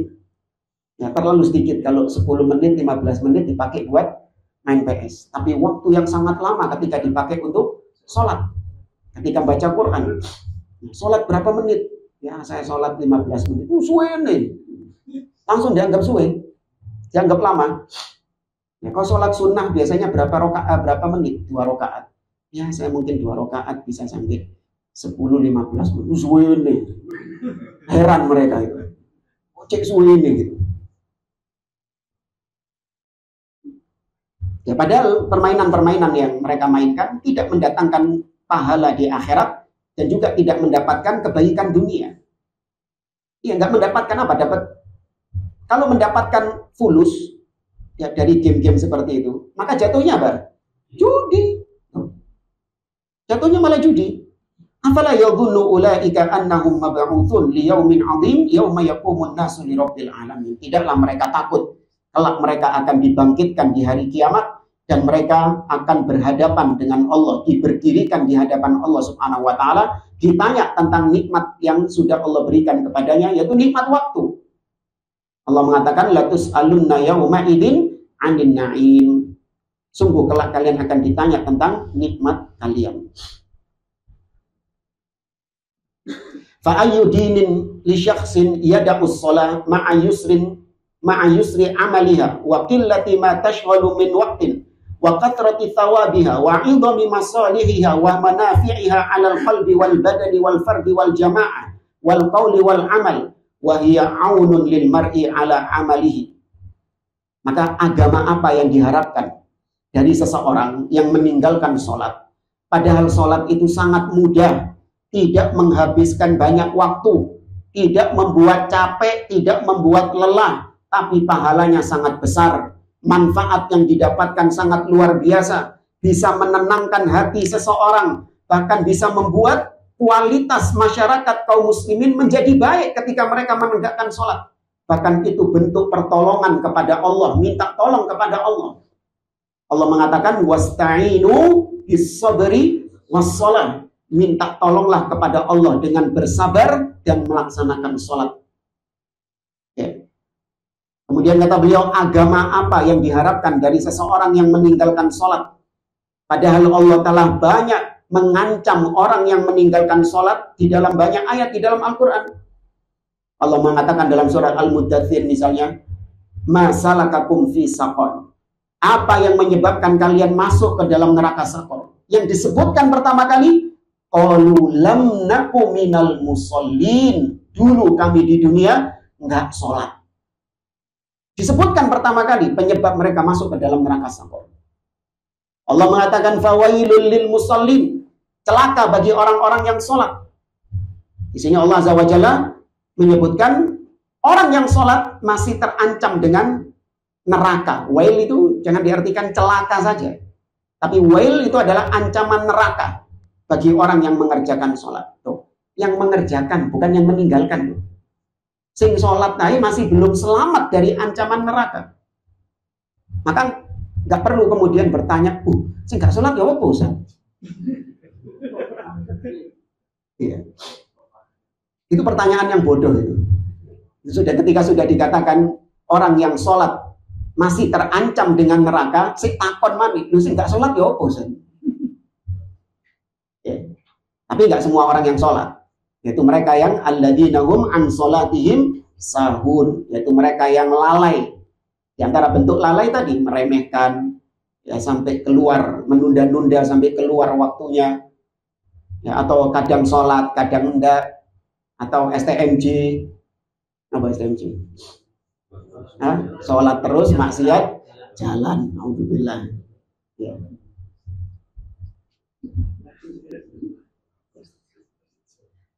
Kata beliau, sebagian orang beralasan, anak muslim, ya, saya cukup sebagai seorang muslim, aku bersaksi asyhadu an la ilaha illallah wa asyhadu anna muhammadan rasulullah, cukup selesai. Yang penting iman di dalam hati. Ini murji'ah ini. Ya, yang penting iman di dalam hati. Adapun sholat ini hanya sebatas amalan saja. Ya, yang penting keimanannya itu yang ada di dalam hatinya. Percuma sholat, tapi kalau akhlaknya jelek. Ya, kayak sebagian perempuan, ikhwan, akhwat, percuma pakai jilbab, tapi kalau akhlaknya jelek. Lu jangan nyalain jilbabnya. Gak ada hubungannya itu. Jilbabnya sudah benar, dia sudah melaksanakan tugasnya. Adapun akhlaknya jelek, ini yang diperbaiki. Ada apa kok dikonekkan antara jilbab dengan akhlaknya, dengan hatinya?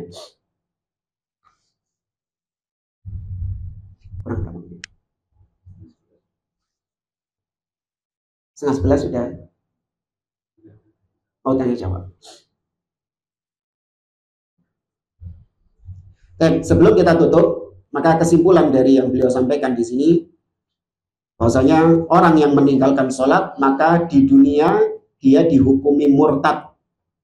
Nah, hukuman murtad ini ada dampaknya jamaah. Maka ini yang jadi kekhawatiran. Meskipun kita nggak boleh memvonis orang lain murtad, namun di sini ada dampak kekhawatiran atas diri kita kalau kita jatuh dalam perbuatan ini, meninggalkan sholat ini. Yang pertama dampaknya kalau kita meninggalkan sholat, itu bisa jadi nikah kita menjadi rusak. Dan pernikahan kita menjadi rusak dengan istri kita. Kata beliau, yanfasikhu nikahuhu min zaujatihi. Pernikahan yang menjadi rusak dengan istrinya. Sehingga yakunu istimta'uhu biha istimta'an bimar'atin ajnabiyatin minhu. Jadilah ketika kita berhubungan dengan istri, itu dihukumi oleh Allah di sisi Allah seperti berzina berhubungan dengan wanita asing. Ya, ini yang kita khawatirkan. Tapi ini ancaman untuk diri kita ya. Yang terus kalau ngelihat tetangga kita nggak sholat, zina. Jangan.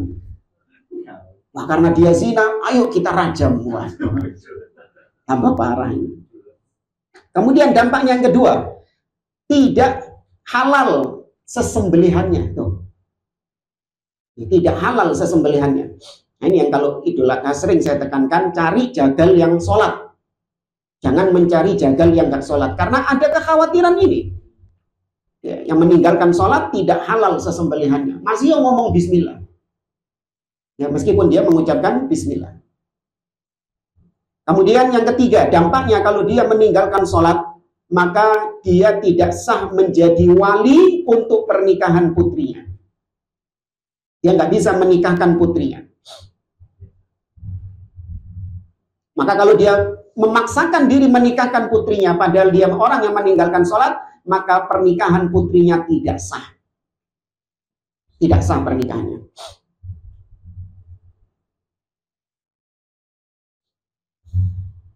Kemudian yang keempat, tidak ada waris mewarisi. Orang yang meninggalkan sholat, maka dia terancam tidak mendapatkan warisan dan tidak pula hartanya diwariskan kepada ahli waris. Terus kemana? Ini ada orang mati kafir dia karena meninggalkan sholat tadi. Hartanya tidak boleh diwariskan kepada ahli waris. Terus dikemanakan hartanya? Kata beliau, bal yakunu maluhu fi baitil mal. Ya, maka hartanya diambil oleh pemerintah, penguasa, dimasukkan ke dalam baitul mal. Ini sekali lagi kalau diterapkan hukuman Islam, hukuman syar'i. Kalau orang itu nggak sholat, maka tidak boleh ahli warisnya mendapatkan warisan. Atau dia mendapatkan warisan dari orang lain yang meninggalkan sholat ini. Ini sekali lagi kalau diterapkan hukuman syar'i. Tapi itu konsekuensi di dunia. Adapun konsekuensi di akhirat, ya, maka orang yang meninggalkan sholat ini hukum secara umum, bukan individu-individu. Kalau dia mati dalam kondisi dia meninggalkan sholat tersebut, maka diharamkan masuk surga dan dia dimasukkan ke dalam neraka kekal selama-lamanya karena dia dihukumi kafir karena meninggalkan sholat tersebut. Naudzubillah. Maka bertakwalah kepada Allah, kata beliau. Jagalah sholat-sholat kalian. Ya, bagaimana kalian bisa mempertahankan agama kalian kalau sholat saja kalian tinggalkan? Wallahu a'lam. Insyaallah pada pertemuan yang akan datang kita mulai masuk bab kaifiyah atau mulai masuk pembahasan tentang inti sholat. Dimulai dengan syarat-syarat sholat. Syurutus sholat, syarat-syarat sholat. Nah, agak panjang ini pembahasannya. Tidak apa-apa lah, pelan-pelan. Tapi mungkin kalau ada yang mau ditanyakan sebelum kita akhiri, silakan.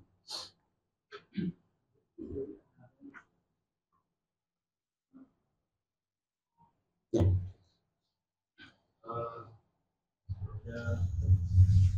Terkait dengan menunda-nunda sholat. Ya. Kalau di kantor itu meeting yang nabrak-nabrak gitu waktu sholat. Saya kalau mungkin dasar kemudian masih ada meeting itu kira-kira 5 menit atau 10 menit akan selesai. Itu kita kalau menunda sampai selesai itu apakah masuk kategori yang namanya? Ya, kalau misalnya Anda seorang diri di situ, dalam artian orang-orang yang lain mungkin orang kafir, sehingga mereka menunda atau mengakhirkan meeting itu karena memang mereka nggak ada kewajiban sholat, hanya Anda yang punya kewajiban sholat di situ. Sehingga dikhawatirkan ketika Anda menunda, Anda akan tertinggal sholat berjamaah. Ketika Anda tertinggal sholat berjamaah, maka itu dosa tersendiri bagi Anda, karena menunda sholat atau kehilangan sholat berjamaah. Kalau memang kondisinya seperti itu, harus tetap dia keluar dari meeting untuk minta izin melaksanakan sholat. Kalau memang ditundanya itu sudah sampai dikhawatirkan akan ketinggalan sholat berjamaah. Tapi kalau 5 menit, 10 menit, itu masih kedapatan sholat berjamaah insya Allah. Tapi kalau meeting terus lanjut sampai jam berapa? Sampai jam 5 misalnya. Jam 5 baru selesai meetingnya, jam 5 sore. Waduh, yo, kan sholat ini, kan? Bukan kehilangan sholat berjamaah lagi, iya, bahkan bisa jadi sampai nggak mengerjakan sholat asar. Ada seperti ini nggak boleh. Kemudian kondisi kedua, ketika yang ikut meeting adalah orang-orang Muslim. Kemudian mereka bersepakat setelah adzan masuk waktu asar, meeting tetap kita lanjutkan. Kemudian nanti kita semua sama-sama melaksanakan sholat berjamaah. Maka yang seperti ini dibolehkan. Tapi ya tetap tadi batasan ininya nggak sampai terlalu sampai mau mendekati maghrib. Ya nggak apa-apa, nanti tetap kita sholat berjamaah. Jam berapa? Jam 5. Ya. Bodoh aja. Wallahu a'lam. Ada ibu-ibu kayaknya nih. Ya, silakan. Saya mau tanya nih Pak Ustaz. Iya.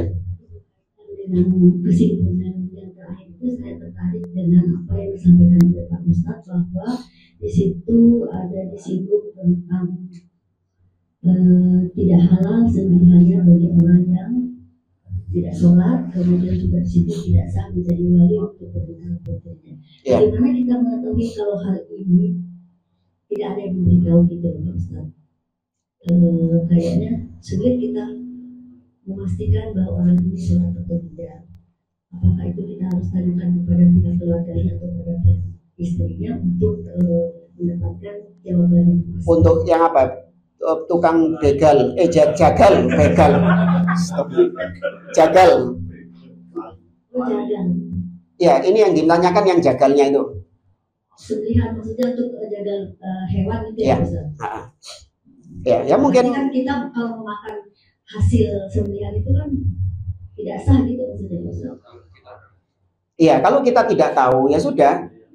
Artinya kita beli di pasar daging gitu, nggak perlu takaluf terlalu membebani diri.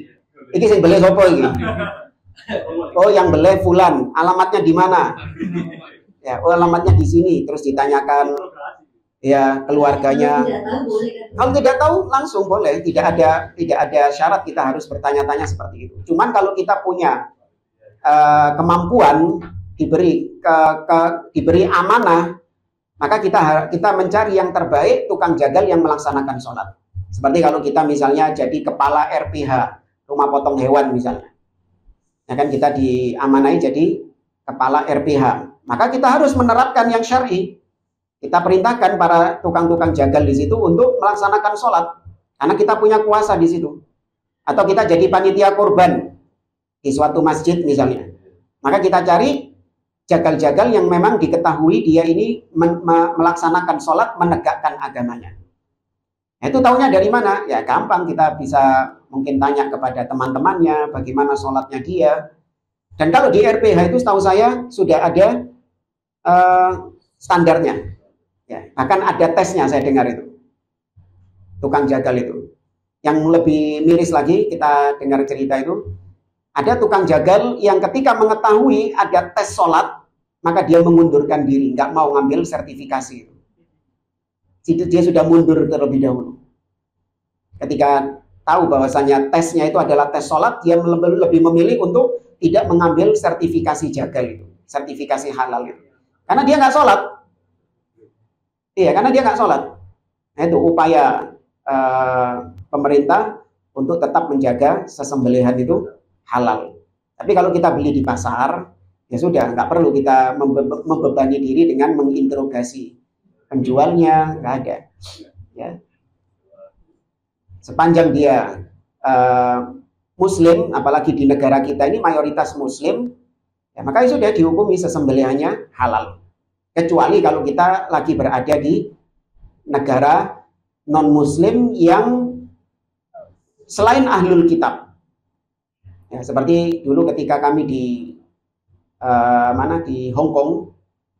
Ya, ketika saya pernah di Hong Kong, saya diwanti-wanti sama teman-teman di situ, jangan sembarangan makan di sana, karena rata-rata orang di sana itu tidak beragama atau beragama selain agama ahlul kitab, agama kepercayaan setempat lah, agama lokal. Tapi kebanyakan ateis orang-orang sana itu, nggak beragama.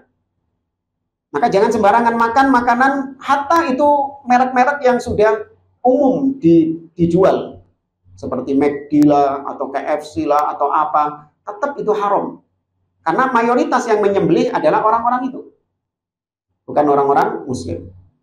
Tapi kalau di negeri kita, mayoritas Muslim, dan alhamdulillah banyak yang menegakkan sholat, ya, maka nggak perlu kita membebani diri bertanya-tanya, ini dagingnya siapa yang menyembelih, ya, kemudian bagaimana sholatnya yang menyembelih tadi, nggak perlu. Halal, insya Allah. Wallahu a'lam. Itu mungkin, Bu? Boleh satu lagi, Pak Ustaz? Ya. Ini yang berkaitan tadi dengan musik itu, Pak Ustaz. Ternyata musik itu sudah merupakan suatu hobi yang luar biasa, yang sangat suka ditinggalkan. Ya. Kadang-kala itu menjadikan satu hiburan yang menyenangkan dan yang mengasihkan. Tapi sholatnya jalan terus. Menurut Ustaz, apakah itu juga akan mengurangi pahala yang dia peroleh dari sholat itu, Ustaz? Iya. Gimana Ibu ketika mendengarkan musik itu, apakah ada perasaan senang atau kesenangannya itu tetap diselimuti dengan kekhawatiran? Kebetulan ini bukan saya Pak Ustaz, ada keluarga Oh. saya. Kadang-kadang saya mengingatkan tuh masih ada Iya, iya, saja, iya. apa ya, tanggapan-tanggapan yang tidak enak. Ya, ya harusnya ketika orang mengerjakan sholat itu berbanding lurus dengan akhlaknya dia. Karena Allah mengatakan innas sholata tanha 'anil fahsya wal munkar. Sholat itu dapat mencegah dari kekejian dan kemungkaran. Nah, termasuk kemungkaran itu adalah musik itu tadi. Berarti kalau ada orang yang menegakkan sholat tapi dia juga dengerin musik atau tadi STMJ itu tadi, maka bisa jadi sholatnya ada yang error, ada yang kurang. Bukan nggak diterima, bukan. Tapi bisa jadi sholatnya ada yang kurang. Mungkin kekhusyuannya kurang, ya, atau mungkin rukun-rukunnya, atau mungkin syarat-syaratnya tidak dipenuhi. Ya, ada yang kurang dari sholatnya. Seandainya sholatnya dia itu sempurna, pasti dia akan meninggalkan maksiat-maksiat tersebut. Ya, maka sholatnya tetap sah selama dia menjalankan sesuai dengan syarat-syarat dan rukun-rukunnya. Adapun musik beda lagi, itu dosa tersendiri. Ya, itu dosa tersendiri. Mungkin bisa jadi dia masih ada syubhat. Karena banyak di negeri kita dai-dai yang masih menghalalkan musik. Ya, bahkan yang terbaru naudzubillah menjadikan Al-Quran sebagai musik. Iya. Iya, dijadikan musik. Orang Indonesia itu. Antum kira orang luar itu. Yang viral kemarin itu, Quranic songs itu. Orang Indonesia itu. Dan dia bangga mengatakan bahwasanya Al-Quran itu harus didakwahkan. Nah, salah satu metode dakwah adalah dengan musik, dengan seni katanya. Dia bangga itu bukan dalam rangka, saya kira orang kafir itu yang bikin, ini paling orang kafirnya. Ternyata enggak. Seorang muslim itu tadi. Ya. Bahkan yang sebelumnya juga mengatakan bahwasanya di dalam Al-Quran ada surat pemusik. Ya, sebelumnya itu yang lebih viral. Sebelumnya mengatakan bahwasanya Al-Quran ada surat pemusik. Nah, mungkin kena syubhat-syubhat orang-orang yang error seperti ini. Maka harus dijelaskan kepadanya tentang hukumnya.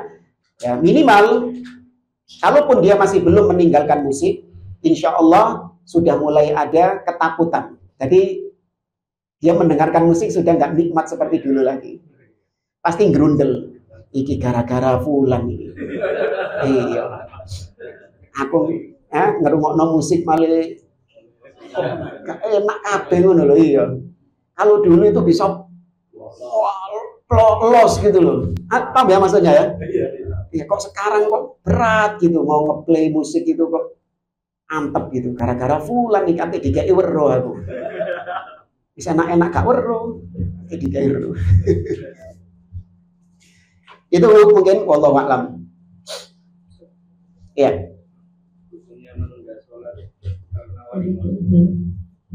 Ya. Hukum menunda sholat karena ada walimah. Ini siapanya ini? Undangannya. Yang punya hajat. Sebenarnya tidak ada, itu bukan sebuah darurat yang menyebabkan dia meninggalkan sholat. Bukan udzur yang menyebabkan dia akhirnya darurat meninggalkan sholat berjamaah. Ya, ini termasuk sholat berjamaah. Ya, mungkin karena tadi kalau dia sholat maka ribet untuk make upan mana. Kan gitu kan biasanya kan. Nanti pakai make up lagi terus ganti baju lagi. Ribet, nanti aja deh. Dijamak, masuk jamak bareng. Makanya itu tetap bukan udzur yang dibolehkan, bukan udzur yang syar'i. Ya, tetap wajib dia melaksanakan sholat. Kecuali kalau udzur-udzur yang syar'i seperti mengancam nyawa, seperti dokter menunda sholat ketika sedang operasi. Ya, mau nggak mau ditunda jemaah. Nggak mungkin tengah-tengah operasi adzan ditinggal dak pasiennya. Aja ya, tak sholat di sini. Iya, ditinggal. Balik-balik sudah bang. Sudah lurus ininya apa? Yang pendeteksi jantungnya itu sudah lurus. Nah, kalau udzur seperti itu iya. Tapi kalau untuk walimah dan yang lainnya enggak. Saya rasa itu bukan udzur yang syar'i yang dibenarkan. Tetap dia melaksanakan sholat bagaimanapun ribetnya dia, konsekuensinya dia. Lihat orang-orang yang sakit. Ya, betapa ribetnya dia ketika melaksanakan sholat, tetap dia diwajibkan sholat. Di tengah keribetannya itu, dia tetap melaksanakan sholat. Apalagi cuma sekedar walimah tadi. Wallahu a'lam. Kalau di jalan, ya mungkin udzur di tengah-tengah macet, ya kan? Gimana dia bisa melaksanakan sholat?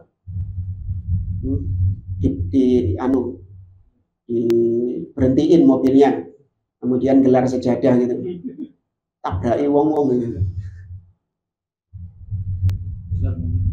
Ya. Jadi kalau misalnya macet, karena ada isya gitu ya, terus ditunda karena kemacetan, akhirnya pulang, terus ketiduran di KPA. Pada waktu subuh bangun, adzan, dia berangkat, akhirnya ingat, saya belum isya. Pada waktu itu udah mulai sholat kan, itu gimana untuk otonya itu gimana? Ya. Di sini dijelaskan tentang sholat isya, memang ada pengkhususan sebenarnya boleh ditunda. Kalau dia tidak sholat berjamaah, dalam artian dia ketinggalan sholat berjamaah karena udzur kayak macet tadi, maka yang lebih afdol dikerjakan di akhir waktu sholat isya.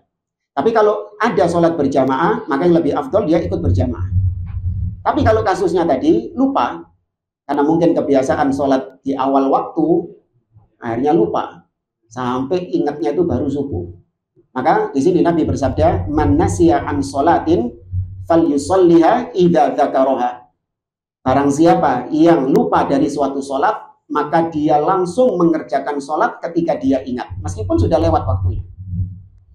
Nah tadi kalau dia ingatnya ketika mau sholat subuh, maka dia sholat isya dulu sebelum sholat subuh. Gak apa-apa sholat subuhnya ketinggalan.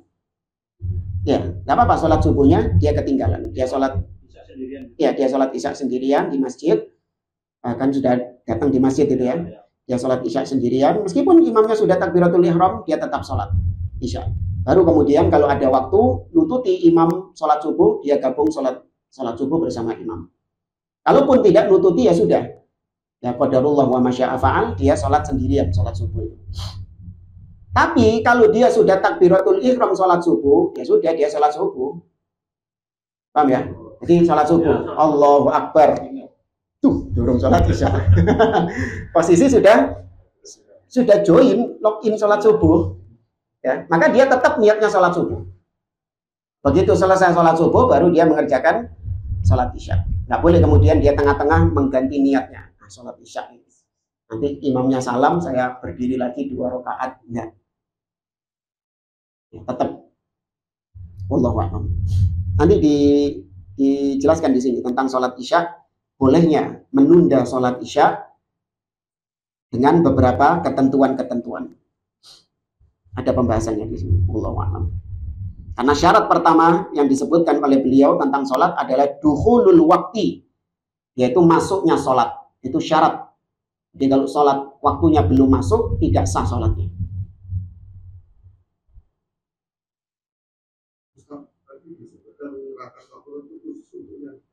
Apa itu?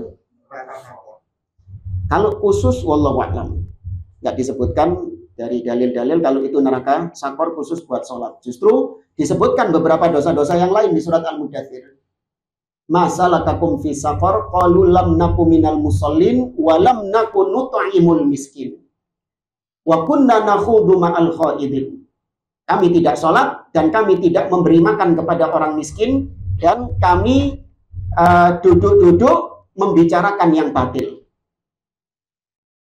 Jadi 3 yang disebutkan dalam ayat tadi. Tidak sholat, tidak memberi makan kepada orang miskin, dan kami suka nongkrong, duduk-duduk, cangkruan, tapi omongannya, obrolannya adalah obrolan yang batil. Entah ghibah, atau namimah, atau fitnah, intinya membicarakan yang batil. Allahu a'lam.